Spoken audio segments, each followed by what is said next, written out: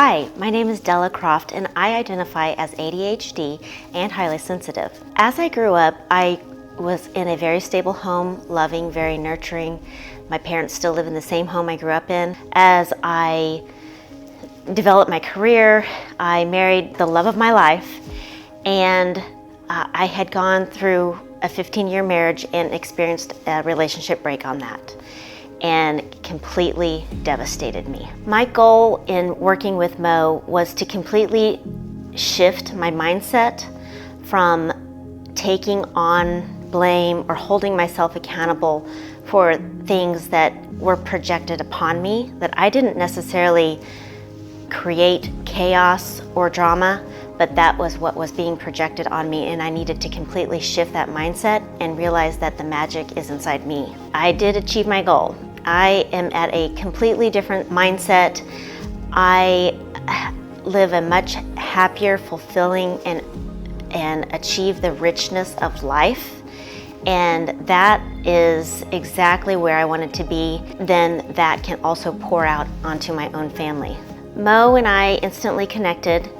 Of course, she is very educated and resourceful in the way that she handles herself and listens and understands. Sign up with Mo, you won't regret it. Something that I always dealt with being highly sensitive was I would take on a lot of everyone else's pain, or I would take on anybody else's issues, and I would internalize them as my own and as if I needed to solve those. So let's say I was a people pleaser, and being highly sensitive, when others didn't achieve the results that I thought that they needed to, it felt as if I was failing.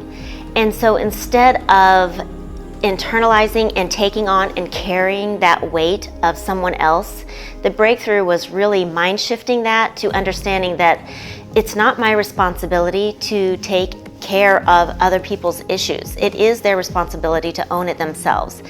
And that really is what helped me move to the next level of understanding my own self. I've always been a very compassionate individual, and that likely is where my sensitivity is.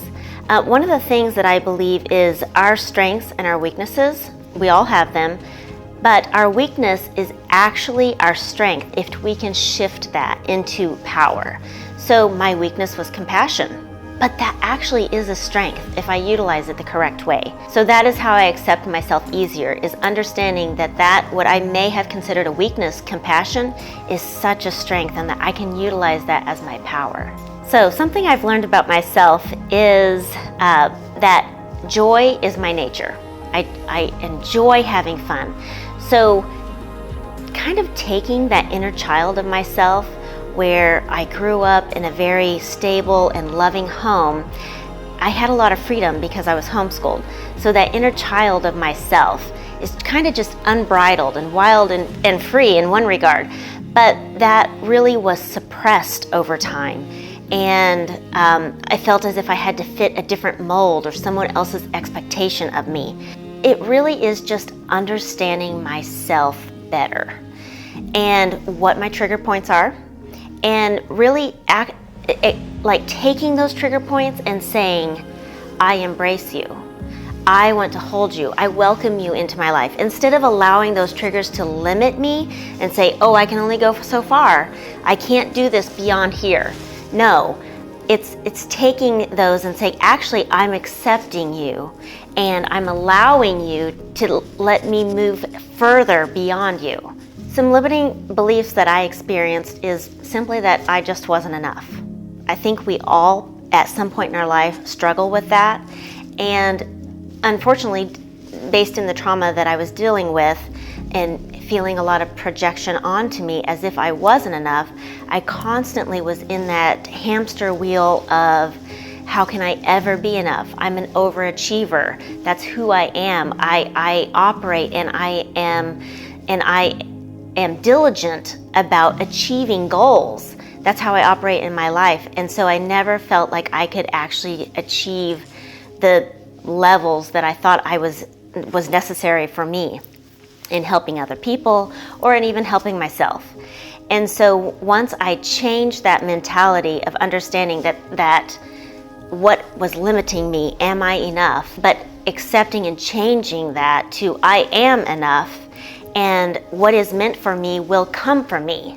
That was a mantra that I kind of worked with Mo that really shifted where I was to where I am now. A new truth about myself is that I finally accepted that I am in the driver's seat. I am the one that's driving this bus every day, and I can chart the course every day of how this is going to go.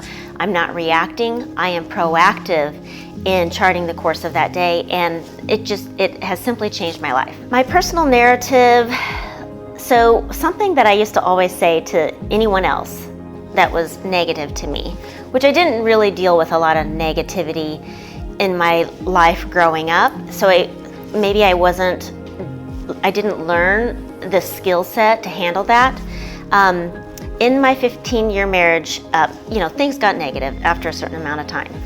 And one of the things I remember saying is, I have enough negative voices in my head, I don't need yours also. For me to tell somebody that they are bad or that they're being negative, I'm such an optimistic and positive person that it's really difficult for me to tell somebody that they're doing something wrong.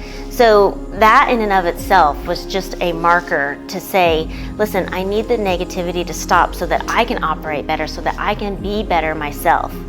And I need to stop being suppressed into this negative as if I'm a bad person, because I'm not a bad person. I am enough. What's meant for me will come for me. So that is the narrative of my life that changed. I am very diligent about taking care of myself now, because I know that if I'm not taking care of myself, that means I can't take care of others better. And like I said, that is my purpose. That is how I'm driven, is that compassion component of myself and taking care of others. But I can't take care of them well whenever I'm not taking care of myself well. So if I start to notice a thought, an intrusive thought, let's say, and where in the past that intrusive thought would cause me to spiral and run off on this rabbit trail of all these scenarios that were untruth. They were like conspiracy theory, and I'm completely overthinking this. And though that spiraling just really was not helping anyone, definitely not helping myself.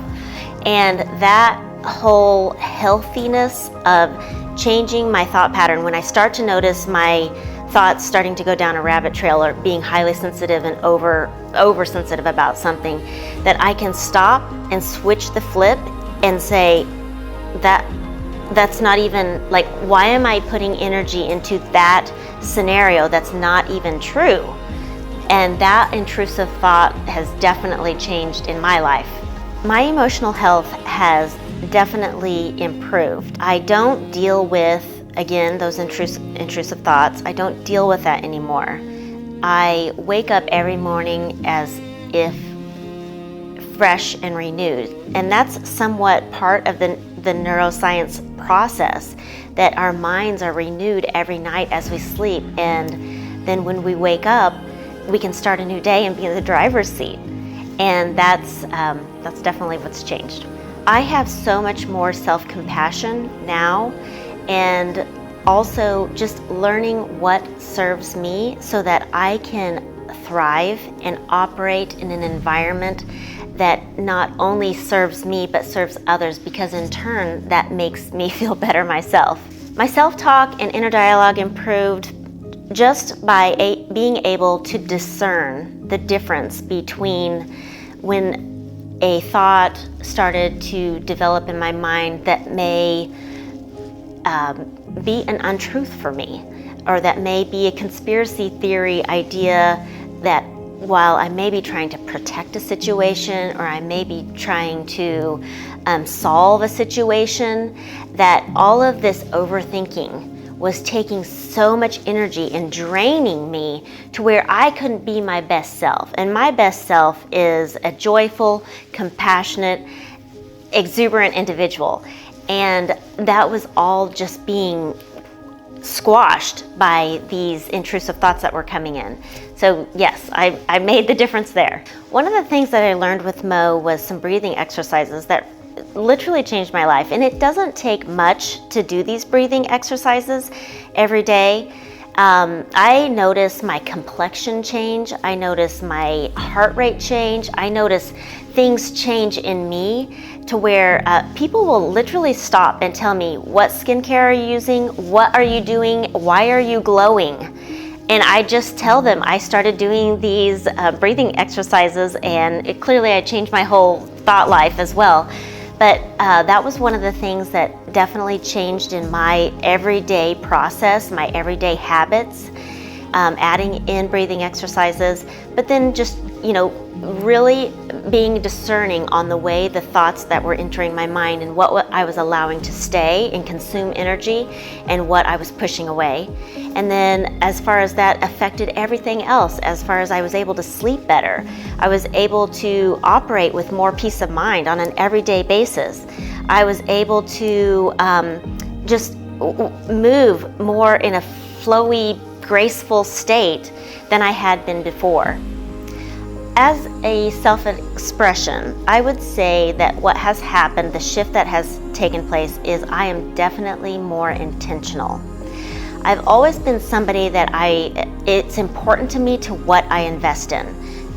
Do I invest in my family? Do I invest in my finances? Do I invest in my career? Do I invest in myself?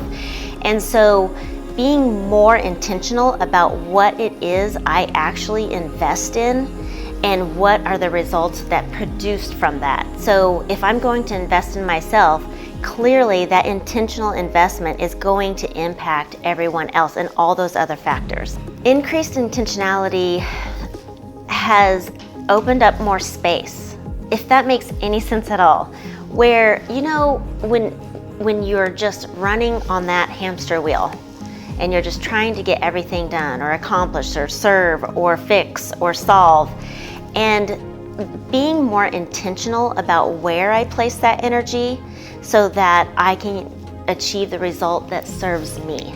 My work in this program has definitely redefined how I honor success, or how I even define success in my life. In the past, I may have, defined success by a thing or an achievement, but now it's really more about the richness and fullness of life. And what are those things that contribute to that lasting richness of living every day with intentionality? Well, the impact I'll make on the world is that I'm just a better person.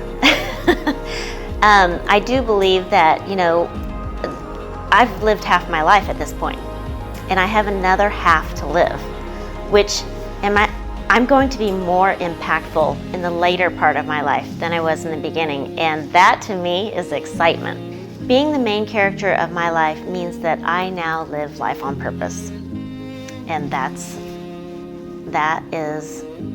what serves me.